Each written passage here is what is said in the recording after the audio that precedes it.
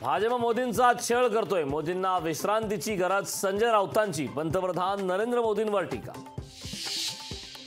राज ठाकरे ठाण्यातील आनंद आश्रमाला देणार भेट, शिवसेना सोडल्यानंतर प्रथमच आनंद आश्रमात।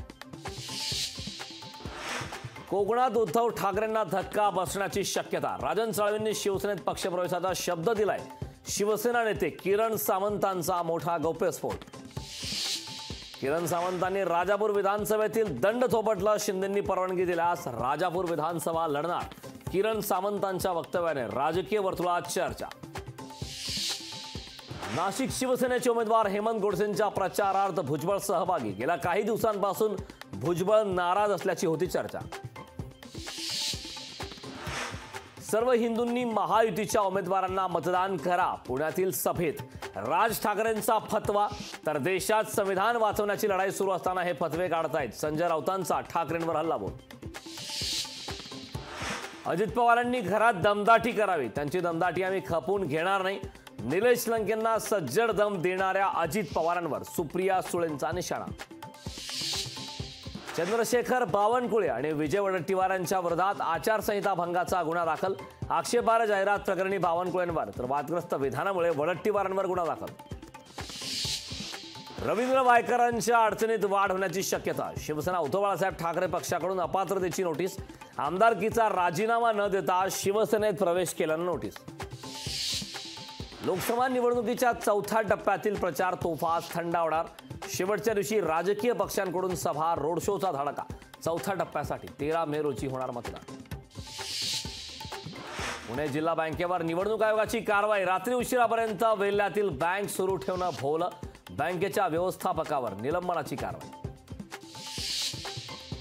चारधाम यात्रेला पहिल्याच दिवशी गालबोट, यमुनोत्रीहून दर्शन करून परतणाऱ्या 2 भाविकांचा मृत्यू।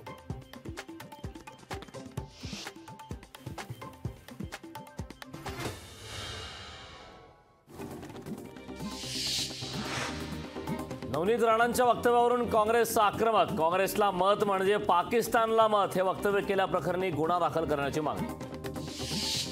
एकनाथ शिंदेंनी परवानगी दिल्यास राजापूर विधानसभा लढणार, किरण सामंतांच्या वक्तव्यानं राजकीय वर्तुळात चर्चा। उद्धव ठाकरे आज पालघर दौऱ्यावर, विविध संघटनांच्या घेणार भेटीगाठी।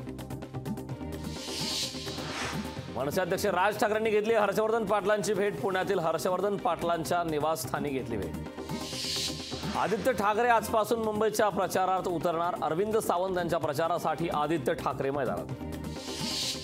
उपमुख्यमंत्री फडणवीसांची पुण्यातील गोखले नगरमध्ये जाहीर सांगता सभा, चौथ्या टप्प्यातील प्रचाराचा आज शेवटचा दिवस। आज नाशिकमध्ये महायुतीची बैठकीला अमित ठाकरेही राहणार उपस्थित, नाशिकच्या राजगड कार्यालयात होणार बैठक। बहीण पंकजा मुंडेंसाठी धनंजय मुंडेंची भर पावसात सभा, पंकजा मुंडेंना विजयी करण्याचं धनंजय मुंडे यांचं आवाहन। रावसाहेब दानवेंनी 25 वर्ष खासदार राहून संसदेत एकदाही ओबीसी आणि धनगर आरक्षणासाठी प्रश्न विचारला नाही, ओबीसी नेते प्रकाश शेंडगेंची रावसाहेब दानवेंवर टीका। 2 दिवस राज्यात पावसाचा अंदाज, कोकण किनारपट्टीसह राज्यभरात अवकाळीचा इशारा, पुणे जिल्ह्याला पावसाचा ऑरेंज अलर्ट। पाणी टंचाईमुळे लासलगावमध्ये कडकडीत बंद, लासलगाव बंदच्या हाकेला नागरिकांचा उत्स्फूर्त प्रतिसाद।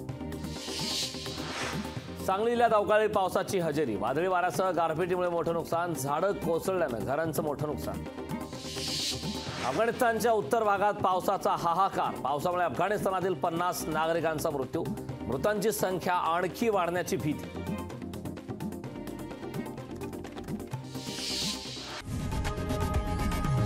लोकशाही मराठी, ऐका, पहा, जागरूक रहा।